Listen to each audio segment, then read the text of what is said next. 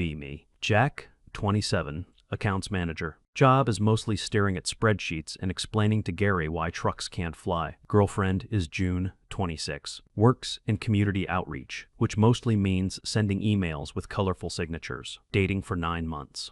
9 months of organic farmers markets and explaining my feelings using a color wheel. June is great though. Sweet, chaotic, smells like vanilla and old books. She's really into fandom culture. I am into paying rent and watching baseball. She convinces me to go to Denver Comic Con. Tickets cost more than my first car. Hotel is 3 blocks away, but costs a kidney per night. We arrive on a Friday in July. Denver is approximately on the surface of the sun. ACA in the hotel room sounds like a jet engine digesting a bag of bolts. I am wearing jeans and a heavy gray hoodie. Hoodie smells like burnt toast because I tried to make her breakfast in the Airbnb before we left. Burned the toast, set off the alarm, panicked, put on hoodie to hide sweat stains. Now I am a walking monument to breakfast failure. June is in full costume. Vampire priestess. White wig that goes to her waist. Red robes with tactical slits. Fake blood smeared on her chin like she ate a messy burger. She looks incredible. I look like I'm there to fix the Wi-Fi. We get in line for a panel. Line is 4 miles long and smells like body spray and desperate optimism. I am holding June's bag, her staff, her water bottle, and her backup wig glue. I am the pack mule of romance. June is vibrating with excitement. Vesper is going to be here, she whispers. She says the name like it's a religious deity. Who is Vesper? June looks at me like I just asked what a potato is. She's the premier lore keeper for the Sanguinary Chronicles on TikTok. Yes. The Sanguinary Chronicles. Fantasy series with names that sound like IKEA furniture. June has been talking about it for weeks. We shuffle forward. Suddenly, a shadow falls over us. Tall woman. Ginger hair with black streaks. Wearing a costume that costs more than my annual salary. Leather, velvet, actual metal buckles. She turns around, fangs glinting in the fluorescent light. Blood sisters? She asks June. June actually squeals. Vesper. Oh my God. I follow your meta-analysis on the Discord. Vesper smiles. It's not a nice smile. It's a smile that knows it owns the room. I recognize your aura, Vesper says. She leans in close. Way too close for a stranger in a convention center. June is blushing through her white face paint. I am standing there holding a plastic staff. Hi, I say. I'm Jack, June's boyfriend. Vesper looks at me. Looks at my burnt toast hoodie, looks at my sensible sneakers, looks back at June. Quaint, she says. Doesn't even blink. June giggles.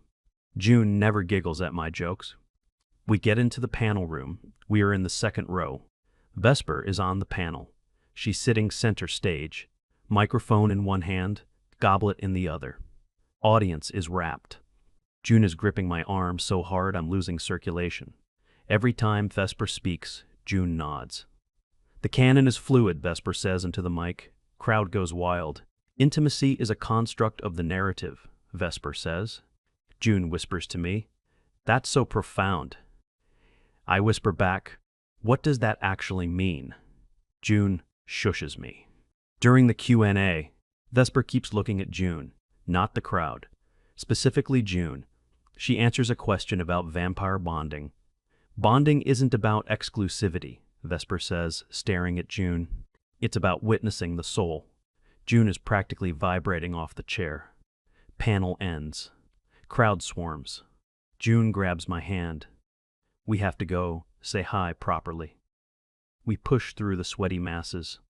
Get to the side of the stage. Staff member tries to stop us. Vesper waves a gloved hand. Let them through. They are part of the coven. I am definitely not part of the coven. I am part of the accounting department. We go backstage. It's cooler here, smells like ozone and hairspray. Vesper is drinking a Diet Coke through a straw, keeps the fangs in. June is starstruck. Your interpretation of Volume 4 changed my life, June says. Vesper steps closer, puts a hand on June's shoulder, fingers trailing down the red robe. You embody the aesthetic perfectly. Vesper purrs. I clear my throat. Hey, cool costume, I say, trying to be supportive. Vesper ignores me completely. Do you want to see the artist alley? Vesper asks June. I have a private booth. June nods eagerly. Jack, you don't mind if we geek out for a bit? I hesitate. I can come too, I say. Vesper's eyes narrow. It's a very small booth, she says. Very intimate lighting. June squeezes my hand. Just go check out the retro games, babe. I'll find you in 20. She smiles. That smile I love. The one that says, trust me. So I trust her. I go to the retro games section. Buy an overpriced N64 cartridge I don't need. Buy a lukewarm pretzel. Wait 20 minutes. Wait 30 minutes. Text June, hey, where are you? No reply. Wait 45 minutes. Text June, everything okay? No reply. Anxiety starts to itch under my hoodie. I start walking toward the artist alley. It's a maze of prints and body pillows. I find the booth marked Vesper. It's empty. Sign says, back in 15, feeding. Haha. Very funny. I ask a guy selling swords where she went.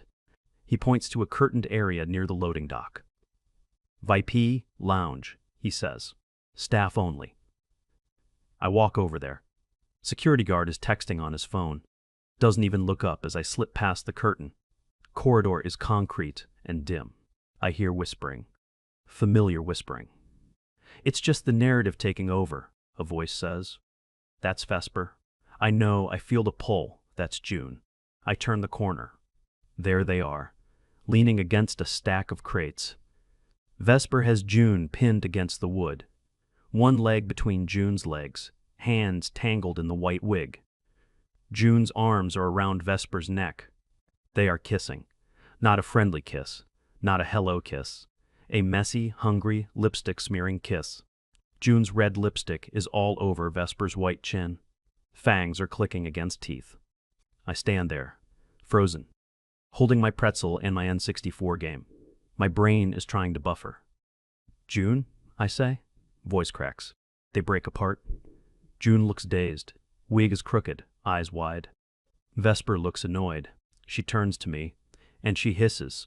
Full volume, like a cat that saw a cucumber, actually hisses at me. Spittle flies. June wipes her mouth.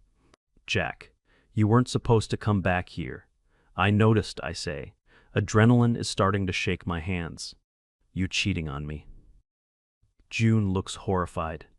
No, no. Jack, listen. She steps forward, hands up. This isn't cheating. You were eating her face, I say. It's canon-accurate intimacy, June says. She says it with total conviction, like she's explaining gravity. What? In the books, the priestess and the knight share energy, June says. It's not sexual. It's energy exchange. Vesper nods solemnly. You are viewing this through a heteronormative lens, Vesper says. My tongue was in her mouth, I say. Metaphorically, Vesper says. Literally, I yell. Security guard pokes his head in. Everything okay here? Is this a performance? Vesper straightens her cape. Love is performance, she declares. Guard nods like this makes sense. Keep it down, though, he says and leaves. I look at June. We are leaving, I say. June pouts. But Vesper was going to sign my robe. She already signed your face, I snap. June gasps. That is toxic aggression, she says. I am setting a boundary, I say. My boundary is that my girlfriend doesn't make out with vampires. Vesper steps in front of June. Protectively. He's stifling your arc, Vesper tells June. He's a narrative blocker. June looks at me with pity. Jack, you're stuck in a scarcity mindset regarding love. I am stuck in a get me the hell out of here mindset.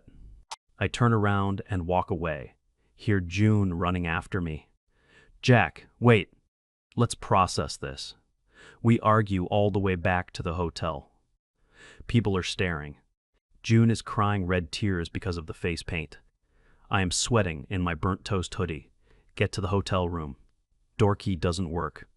Of course. Have to go to lobby to get it remagnetized. Clerk asks, having a fun con? I stare at him until he stops smiling. Get into the room. It's tiny. 2 queen beds separated by 6 inches of air. June sits on her bed, takes off the wig, places it on the lamp. It looks like a severed head. "We need to talk about your reaction," she says. "My reaction? You cheated," I say. "I explored a dynamic," she corrects, "with a woman who hissed at me." Vesper is method, June says. She stays in character to protect her vulnerability. Suddenly, there's a knock at the door.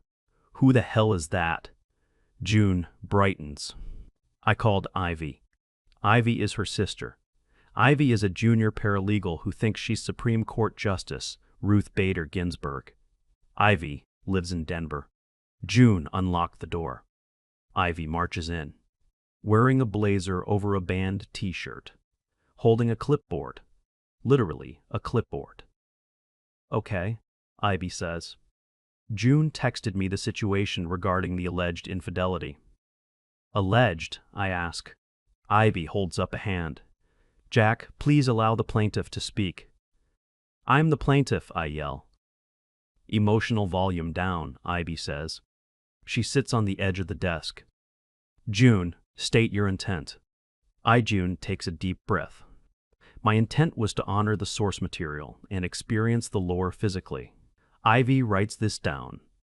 "And was there romantic intent? Only metatextual?" June says. "Objection," I say.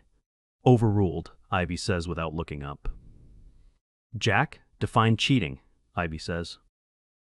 "Kissing someone else," I say. "Kissing implies romantic desire," Ivy argues. "Was this desire? Or was this role play?" "It was a tongue wrestling match," I shout. My phone rings. It's Ross from work. I have to answer. "Hey, Ross." "Jack?" "Where is the Q3 logistics sheet for the Midwest fleet?" "It's on the drive, Ross. I can't find it. I need you to walk me through it." "Ross, I am in Denver and my life is falling apart." "Okay, but the trucks need to move, Jack." I put Ross on speaker and mute him. June is now crying again. "He doesn't understand the fluidity of fandom," she sobs to Ivy. Ivy pats her back. "He's very traditional," Ivy agrees. "Rigid structure, low adaptability." I unmute Ross.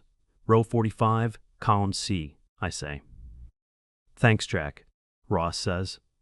"Also, did you approve the overtime for Mike?" "Yes, Ross by." Hang up. Turn back to the tribunal. "I am not rigid," I say. "I just don't want to be in a throuple with Count Dracula." There is a knock at the door again. "Please be room service." June opens it. It's Mary. She's still in costume, holding a bag of takeout. "I brought offerings," she says. She walks in like she pays the mortgage. "Who invited her?" I ask. "I needed a witness," June says. Maris looks at me. "The energy in here is very stagnant," she says. She puts the food on the desk next to Ivy. "Fries," she says. "Blood of the potato." I can't take this.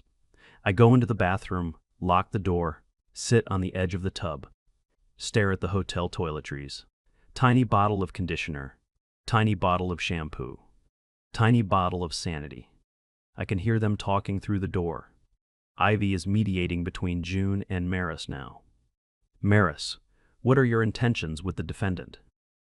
"I seek only to expand her narrative," Maris says, "and perhaps a collab on TikTok." June sounds hopeful.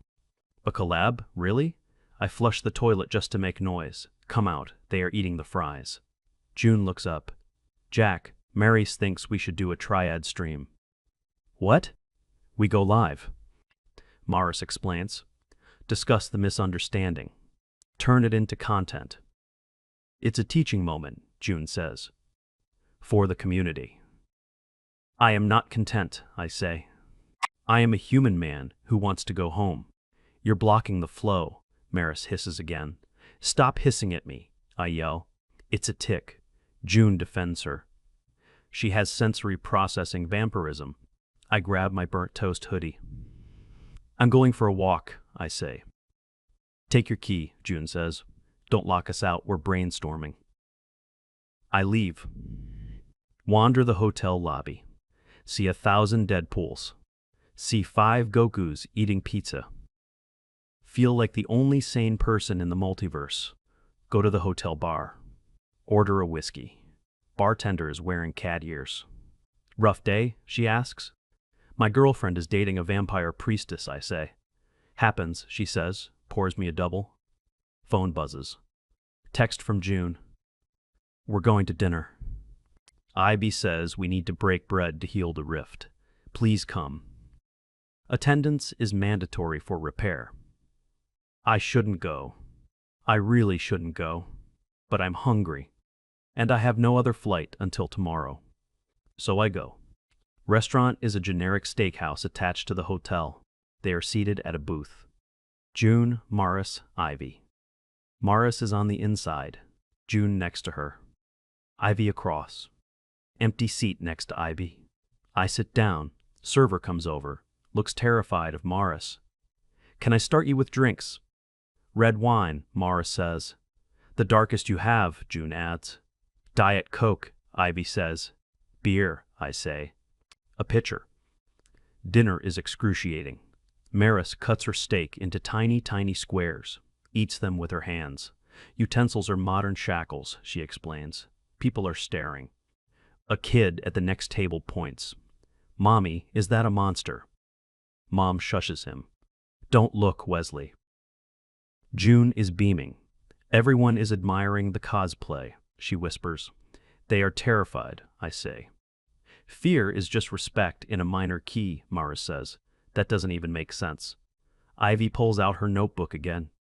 So, regarding the apartment back home, Ivy says to me, if this relationship dissolves, what are the lease terms? We're eating steak, Ivy, I say. Preparedness is key, Ivy says. June, have you considered the asset division? June tears up. Why is everyone talking about division? I want multiplication. She grabs Morris's hand and my hand. Morris's hand is cold and feels like leather. My hand is greasy from the bread rolls. Can't we just be, June asks, a constellation of care? I'm not orbiting a vampire, I say. Maris growls low in her throat. Server drops the check on the table and sprints away. I pick it up. $150. Okay, I say. I had the burger and the beer. That's $30. June looks shocked. We aren't splitting it evenly? Financial solidarity is a love language, Morris says. I don't speak that language, I say. You ordered the filet mignon, I point at Morris, and you ate it with your fingers. The hunt is expensive, Morris says. Ivy clicks her pen. Technically, Jack, as the primary income earner in the dyad, there is an expectation of support. I am not supporting the coven, I say. I throw $40 on the table. I'm going to the room to pack. I stand up. June grabs my sleeve. Jack, wait. If you leave now, you're abandoning the ark. I am canceling the show, June, I say. Walk away. Hear Morris hiss behind me. Get to the room. Start throwing things in my suitcase. Burnt toast hoodie. Jeans. Toothbrush. June's charger, petty but satisfying.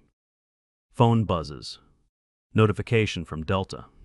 Flight canceled due to severe storms. Rebooking options? None for 24 hours. Are you kidding me? Check other airlines? Sold out. Check train? Sold out. Check bus. Greyhound. 1 seat left. Midnight departure. 18-hour ride. I book it. I don't care. I will ride on the roof if I have to. June comes back to the room alone. Maris is recharging. June looks sad.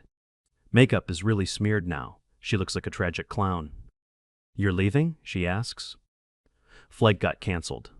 Taking the bus. She sits on the bed, picks up one of my shirts, smells it. I love you, Jack.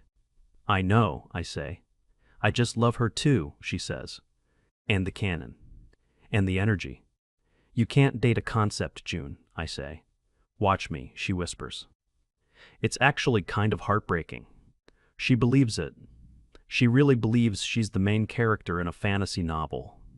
And I'm just the NPC shopkeeper. I zip my suitcase.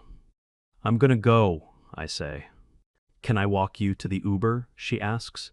We go down to the lobby. Marissa's there, lurking near the potted plant. She nods at me, a warrior's nod. You fought well, she says. But the prophecy chose otherwise. I literally cannot respond to that. June hugs me, holds on tight. She smells like hotel soap and bad decisions. Don't close the book, Jack, she whispers.